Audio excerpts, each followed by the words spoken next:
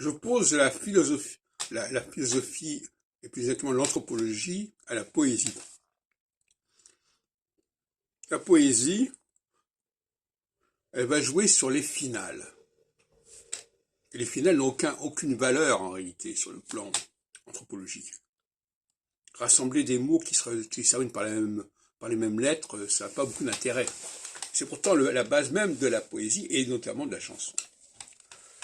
À l'opposé de cette façon de travailler, qui est assez superficielle, et qui part du principe que ce qui se termine de la même manière a quelque chose à voir, ça peut rimer à la fois formellement et sur le fond, il y a la démarche anthropologique, étymologique, qui consiste à prendre un radical et à le suivre dans toutes ses transformations.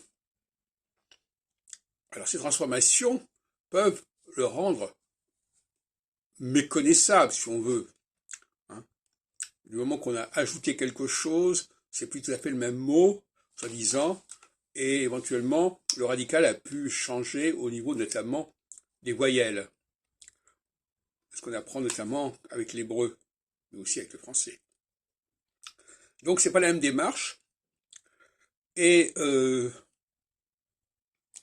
je crois qu'une langue, c'est d'abord une langue qui est cohérente au niveau de sa façon de faire varier un même radical, et de lui donner des significations diverses, mais qu'il convient de relier entre elles parce qu'elles relèvent du même radical, justement.